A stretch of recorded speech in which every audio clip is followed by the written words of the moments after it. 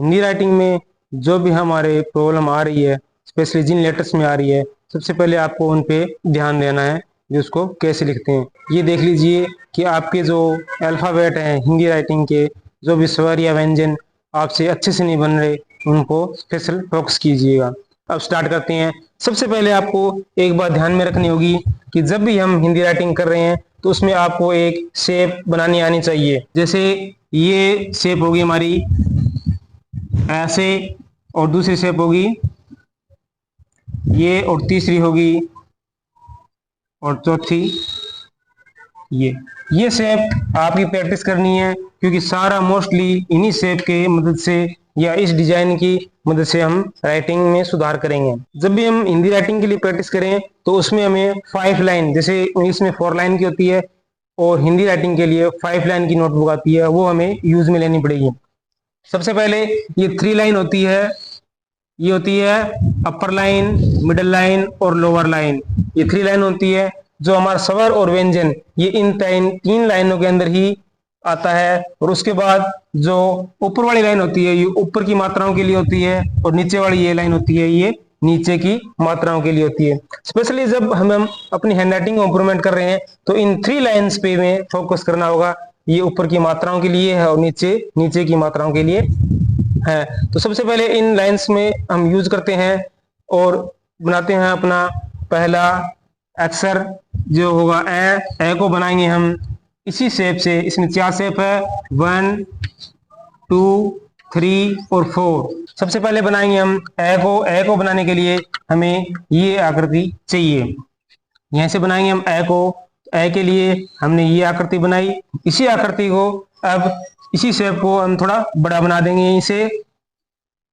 ये हमारा बन गया। यहीं से हम ऐसे इसको ए बना देंगे। ए बनाने के लिए इसी शेप को यूज में ले सकते हैं।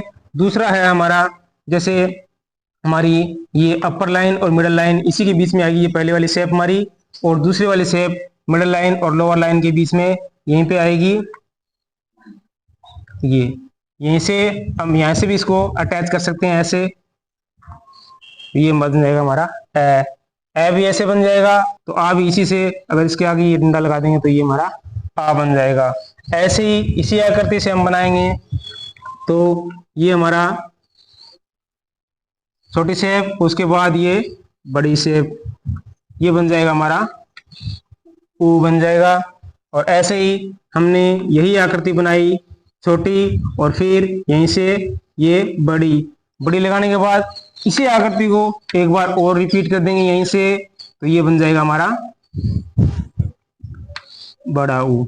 इसी आकृति से हम ओ, औ, जैसे ऐसे बनने वाले जितने भी हमारे स्वर होंगे वो हम बना सकते हैं यहीं से।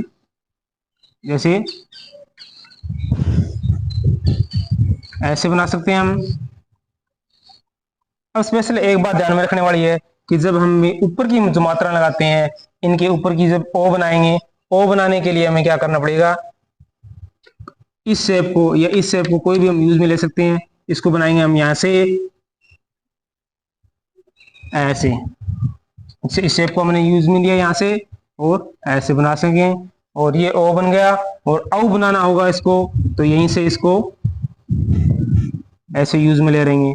कई बार आप में टीचर्स ने पढ़ाया होगा भी, कुछ आप जो ऊपर की जो मात्रा लगा रहे हैं वो थोड़ी डिफरेंट है। डिफरेंट कैसे है, जैसे मैं बना देता हूँ आपको। ये हमने छोटी ये शेप बनाई, उसके बाद ये बड़ी शेप बनाई। बड़ी शेप बनाने के बाद यहीं से हमने ये यहीं से भी कर सकते हैं हम इसको। टीचर्स ने आपको सिखाई होगी, कुछ मात्राएं आपको ऐसे भी सिखाई होगी। तो नो प्रॉब्लम, जो आपसे अच्छी बन रही है उसको आप यूज में ले सकते हैं। जरूरी नहीं है आप ये यूज में लें, आप ये भी यूज में ले सकते हैं, जिसको आपको अच्छी लगे।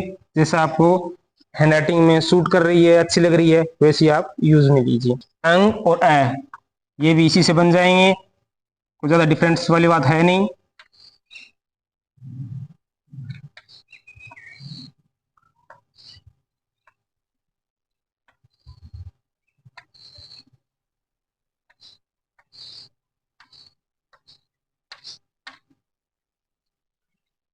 ये हमारे ए से बनने वाले जितने भी स्वर है वो बन गए। ए से रिलेटेड जितने भी आपको स्वर मैंने बताए हैं उनकी अच्छे से प्रैक्टिस कीजिए, जितनी ज्यादा हो सके उतनी ज्यादा प्रैक्टिस कीजिए।